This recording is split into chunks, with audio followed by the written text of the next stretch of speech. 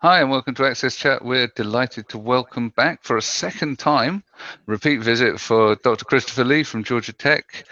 Christopher, it's great to have you with us again. It was a real pleasure to meet you in person a few weeks back at Enabling. Great conference, great to meet a number of the rest of the AMAC crew there as well. Good to see what you're doing. So can you tell us a little bit more about some of the work that you've been doing in the intervening, 15 months or so since we've been last speaking to you? Well, we've AMAC's done a lot more in the area of ICT accessibility, thanks to Deborah and a few other specialists out there. And we're right now working with IAAP and handling the day-to-day certification logistics of running the different exams. And that's been pretty exciting. So it's given us kind of a view of what's going on out there from a global standpoint and what other countries are doing. And I have to tell you, with just not only myself, but my team, just their eyes have opened up with just the incredible things that are happening over in Europe and other places. And we're pretty excited about it. Great, and I know that I've done some of the work with your team. I contributed a bit to the WAS exams, maybe less than I could have done. Yeah, it's a lot. It's a lot of work. It's a lot of work. But It's, yeah, and it's difficult to coordinate diaries across 20 different organizations and lots of different time zones. So they did a good job on that. Yeah, we're really happy with it. We launched the web accessibility specialist at Enabling, which is where I saw you at, and we've had several people already take the exam, and we've received really nice feedback coming back. And the exam we really worked real hard to make sure that it was international. So bringing people like you and others into the mix made a big difference. Great. So we share something in common, and that is we both have dyslexia, and it's a print disability, and that's an area that doesn't always get covered in as much detail in some of the accessibility stuff. So it's the stuff that AMAC is working on, particularly to focus on people with print disabilities. Yeah, that's correct. I mean, we have AMAC focuses on print-related disabilities, and like you said, that mostly it's the visual impairments, the blindness, but the cognitive piece is crucial. And the majority of our students that we serve through our institutions that we serve, and there's about 500 or so that we serve throughout the U.S., and now we're moving into Canada, actually. And majority of 65 to 70% of those individuals have cognitive disabilities that we serve. So we really have the student's voice coming back to us in this specific area, and that's made our products and our services much better. And also we've learned a lot through the process, particularly around assistive technology, around training. How do we make sure that our wikis are in plain language so that individuals with cognitive disabilities can actually read them if they're not using assistive technology? How do we incorporate, different organization of our training in technical assistance services? So that's been something that I feel like we've grown a lot in the last couple of years. Great. Deborah, I know you've got questions. I do have questions. I'm really proud to have worked with Dr. Lee and his team for a couple of years. And now we are not formally working together. We're always informally working together, trying to make a difference in the world. But they've done quite a bit, not only to make sure that accessibility and disability inclusion is happening in the United States, but globally as well. And so I was hoping that you might talk just for a minute or so, just update us on the MOOC that you created, because I know you had, well, the thing is, there's several things that are interesting about the MOOC, and I'll let you explain what a MOOC is and what it was on.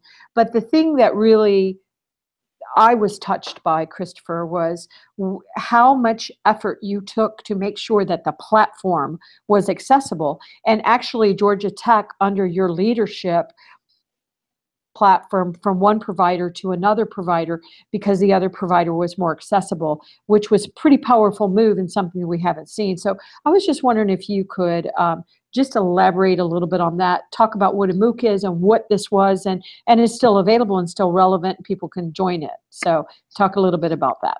Thank you. Oh, that's great. Yeah, Deborah, I'll give you a little bit a kind of overview of the MOOC.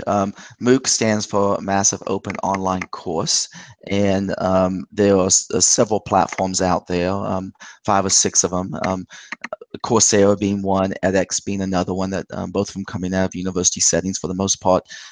It's a way of actually to provide content on demand very quickly, and you can put courses up there, and they're usually free, and that's pretty exciting. We ended up using the edX platform for our MOOC, which launched a little over a year and a half ago. It's still open, and I can provide the link for it. It provides 6 modules. The first module focusing on what is a disability, what is ICT accessibility. Then we jump into the second module, which deals with design. Then we hit assistive technology and content accessibility. We also hit web accessibility. And finally, the last module focuses on how do you take an organization and make it more accessible from an ICT accessibility standpoint from start to finish. And we've had over 160 countries touch the MOOC. We've had over 6,000 participants. I think we're very close to 7,000 right now, which for a MOOC is not a huge amount, but for the actual topic, which is relatively new, meaning ICT accessibility, and that's the topic of the MOOC, we were very happy with it. There is a research component that's tied to the actual modules that we're running, and the research that we're trying to collect, the information that we're trying to collect, is how do individuals that are taking the MOOC, how is ICT, how they impacted the ICT in the organization. So what is their role? Are they a content manager? Are they a developer? Are they in an administration? Are they in procurement? And how does the policies, procedures within the organization affect ICT accessibility? So we are hoping, and I'll back up, not only from the internal aspect, but also from the customer standpoint too. So we're looking at it from 2 angles. And the research ended about 6 months ago, and we're right in the process of analyzing that data. The MOOC has been somewhat successful that we have kept it open until July of, actually until January of this year. So that has been a really nice attribute to the services that we're offering, and it has really got our name out there. I'm proud to say, and this goes back to what you started talking about, Deborah, was that we did use edX. We were going to use Coursera, which is another platform, and we did accessibility auditing on that platform, and it just didn't meet the standards that we wanted to make sure that the course was accessible, since it's on ICT accessibility. So it was something that we did hold. We did not launch the course when we could have. It was completed for about 6 months, and we battled with making sure that we were on the right platform. So that whole process was interesting, and I'm looking forward to writing more about that. I've done a few articles that haven't been published yet, and so we're trying. It's always difficult when you're dealing with different vendors and making sure that you're appropriate with how you're recognizing them in this field. So that's exciting. Then from that, we have started our class, our internal class at Georgia Tech on the edX platform. So that's been exciting also. Yeah, and I want you to tell us a little bit more about it. I just saw a video one of the students did that talked about an AXSchat that we had with my Chief Accessibility Officer, Rosemary Musacchio, and it really is a very touching video. And I also know that Antonio has a question, so maybe you can just talk a little bit about the class, and I can turn the mic over to Antonio. Okay, I'd be happy to. So I'm pretty excited about this class. Georgia Tech has run several classes that has accessibility that's built into it, but this is the first ICT Foundation accessibility course, and it's a summer course. We tried to do it online. These are students, are undergraduates that are at Georgia Tech, and they are traveling throughout the globe during the summer, and they needed a way actually to earn additional credits. And so we put up a summer, what they call SOUP course, which is a summer online course. And it's been pretty successful. We had 11 students tied to it, and all the content was on edX. And what we did was we went a little deeper in the specific topic areas that we had in the MOOC that I just described, that's open for free. This one is actually you have to actually be a Georgia Tech student to actually take the course. And one of the ideas was we wanted to wrap in different elements that would make this course really, because it was all online, we wanted to make it real.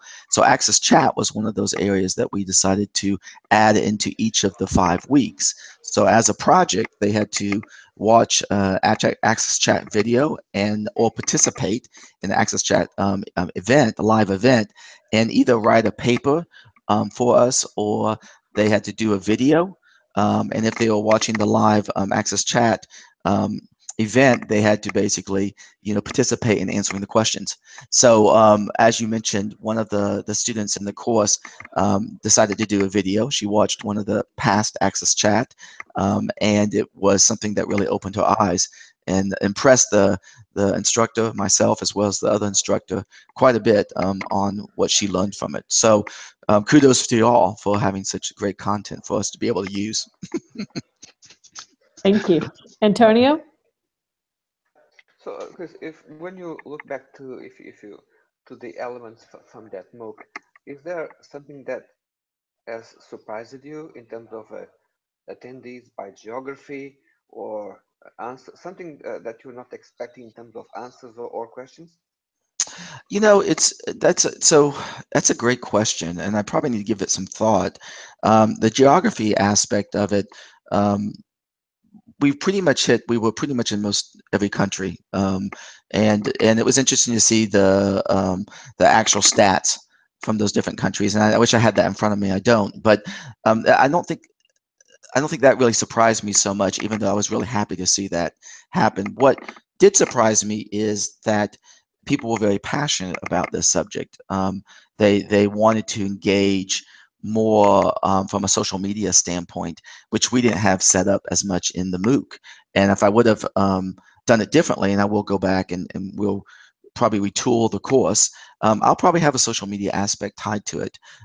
So like a Facebook, or more of a Twitter account tied to it. I think that was one mistake I made. I don't know if it would be a mistake. It's just something that I think I could engage the students more. And I'm talking the larger MOOC here. But again, monitoring, as y'all know, monitoring stuff can be very difficult, social media. So that was something that we were a little concerned about. But that's pretty much what I learned mostly about the actual course, is that I think we could have had more interaction. We would have seen a higher completion rate if we would have had social media built into it. A lot of comments said that.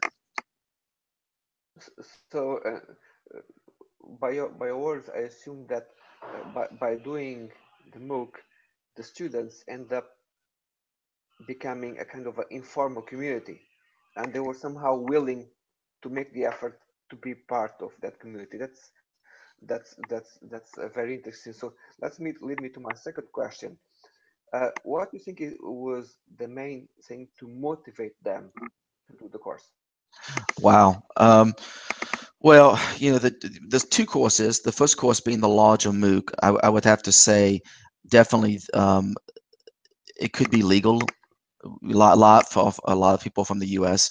It could be, making sure that they are compliant.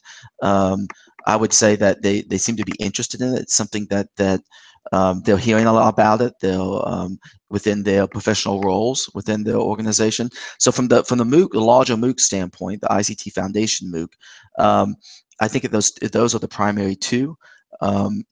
We have a lot of individuals that were developers that were on that MOOC, and I think that to me speaks a lot, that technically that they're trying to figure things out and how to make things accessible, even though a lot of the information is out there, like the WC3 has all this information out there. It has to be packaged certain ways, and I think we wanted to break it down in bite size. I think that made a big difference to a lot of the developers that have participated. We have really good feedback from the developers.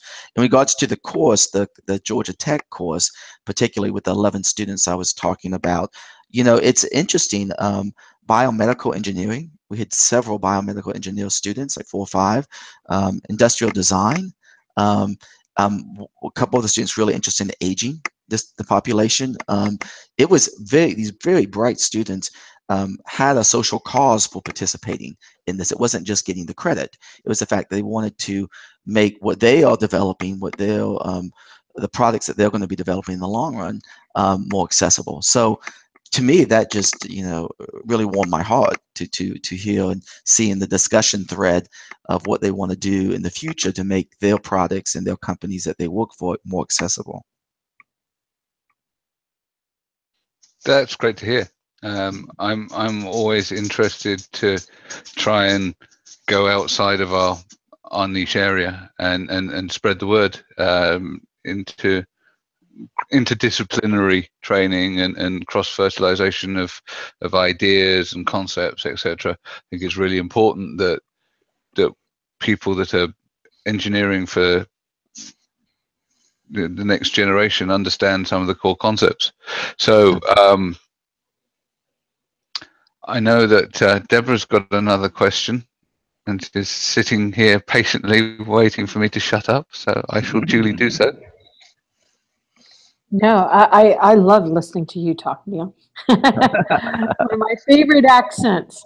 So I am just curious, Christopher. I know that your organization, which is part of Georgia Tech, is AMAC, and that you work with a lot of your customers are universities all over the world. I heard the number one time, 2,500, and so pretty significant. I know you work with corporations and others as well as nonprofits, but are you seeing a trend happening around the world of more universities really getting involved in these, really making sure that the students of the day, like the woman that was in your class, and you could tell that just joining AXSchat and watching some videos, that you could tell that it changed this woman's life, and it was very powerful.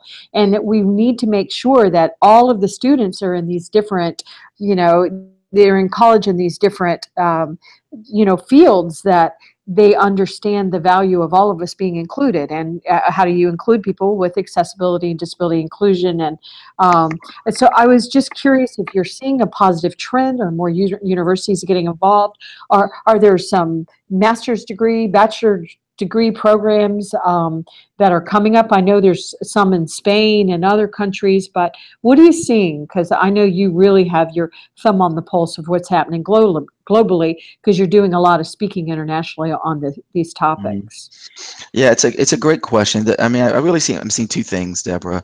The first thing I'm seeing, specifically in the U.S., we're seeing a lot of uptake from our disability service providers at the universities about ICT accessibility. They're getting more involved, even though they may not have the expertise in that area. Some of them might, but they're getting more involved. We just finished the HEAD conference, which is the Association of Higher Education and Disabilities, that was held in Orlando this past week, and it was the largest attendee group, and our team was down there.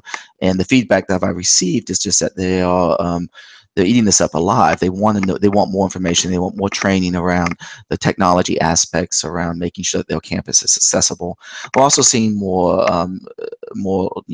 OCR complaints regarding web accessibility, making sure that these campuses have accessible websites or learning management platforms, that procurement is engaged in with accessibility. So, being in Georgia, I've seen it from our system office, but I've also been hearing about it throughout the U.S. Globally, we're seeing a lot happen, and I think that's, the IAAP has been a piece of this, of us seeing what's happening regarding web accessibility and individuals becoming more and more certified in this particular area.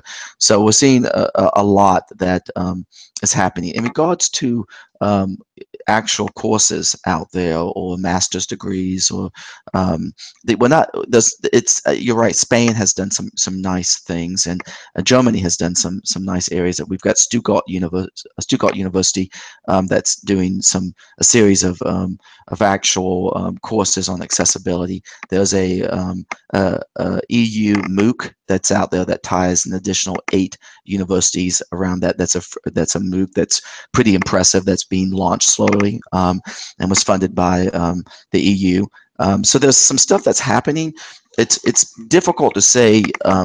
It doesn't seem like it's networking real well yet. We've been working closely with Stuttgart University to bring their expertise over to the U.S. and for us to learn more about what they're doing, specifically in topics like accessible gaming.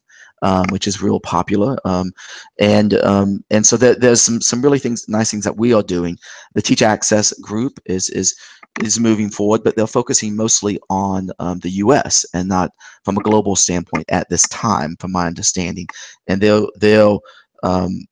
they've pretty much been focused on bringing expert speakers in to universities to teach faculty and work with faculty, or to give presentations to the university community. So there's a lot of shifting going on in this field. There's no, from my perspective, and this is only my perspective, there's not glue yet. There's nothing sticking together with getting some of these universities doing courses. And Georgia Tech's doing what we can, but we really do need to network more and get other universities a part of it. So hopefully Teach Access will continue to grow, not only in the U.S., but from a global standpoint.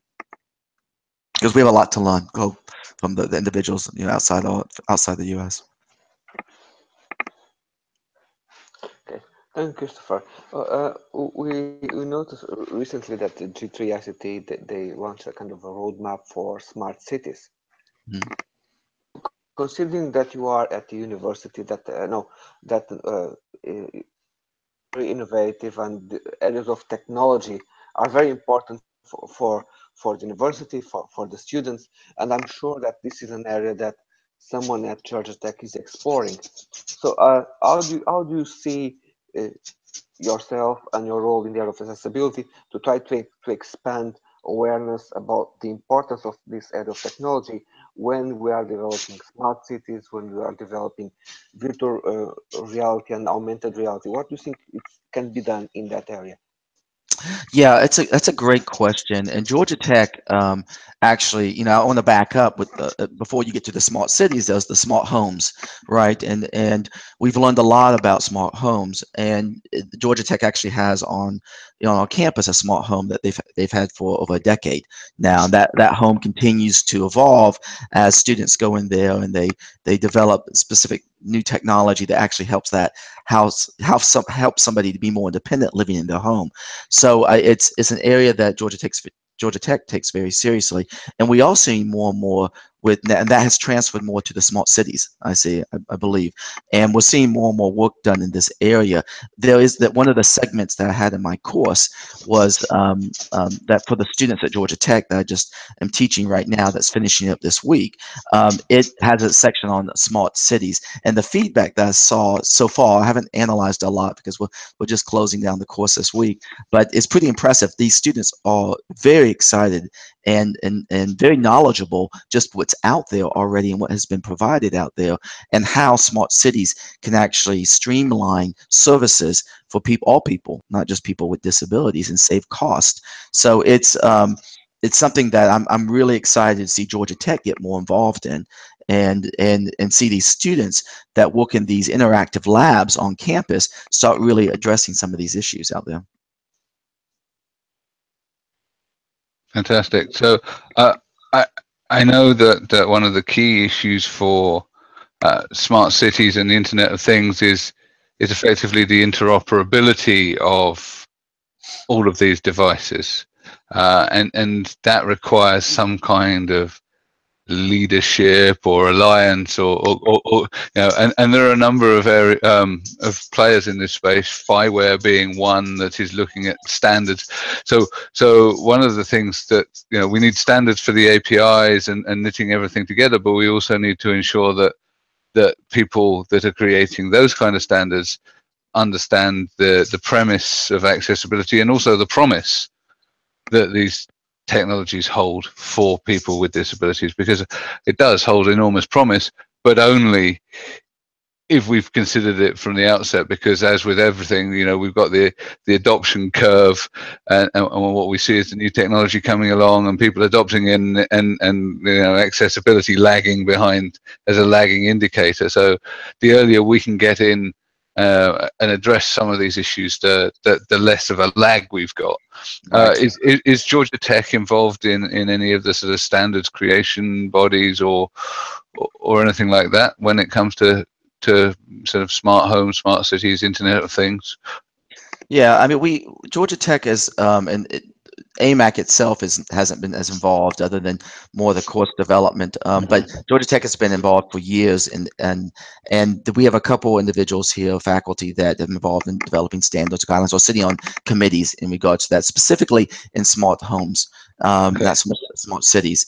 I am excited that one of our employees that we have with AMAC that joined us about a year and a half ago has come from Spain, and he's got a lot of experience with working with different countries, specifically Qatar, in regards to what they're doing over there regarding smart cities. But in regards to the standard question guidelines, we're not touching that so much, but we do have a couple faculty here at Georgia Tech that have been highly involved in it. Great. And my thoughts go out to the guys that are sat on the standards committees, because it's a long road that they're traveling down. Yeah, definitely. Yeah, standards, it's something that everybody loves to hate, but it is something we need to, have a bar that we all know we have to know where we're trying to reach. So, yeah. And once again, that's why we need the universities involved in the conversations. We need to make sure the students actually that are learning these, these skills know about accessibility. I was very hopeful, because I was working with a very large telecommunications company in the US, and I went to train them technically on accessibility, and a lot of the people in the class knew about this. I mean, they knew, some of them knew more about ARIA than I do. So I was very impressed, and I've mentioned it on AXSchat before, but I was like, well, if you know about it, why aren't you doing it? And they said, well, we're being told to do a lot of things, and until our employer tells us this is the priority, we sort of have to, follow, what we're being told. So they were really stoked that this major corporation was making it a priority. But it seemed to me that the universities must be preparing, or, they're using things like IAAP and Think Accessibility, and the conferences, the enabling that Neil mentioned. So I'm hoping they're learning stuff from AXSchat. So I think it's all of us doing this together. But the universities play a very important role. Yeah, and Deborah, you're so right, and I think that there's a handful of universities that are really embracing it, but we still got a lot of work to do on networking with more universities, not just in the U.S. but globally. Enabling, we ran a track, higher education ICT accessibility track. This was our second year doing so. It was much more, it was received much more, I think, positive than it was last year. We had stronger speakers, and we started kind of getting our act together on where we were going and trying to align each other. A couple of the sessions focused on, just kind of having, learning from each other and what's going on in the different campuses, and that's challenging in itself. You have one campus that's getting audited for compliance. There's a lot that they're learning, and that needs to be, taken to best practices and moved over to other campuses. So, it's hard though. What especially in the U.S. What we're seeing, and I'm sure it's the same internationally, is that you have universities out there that they don't want to share this stuff because it doesn't make them look good, right?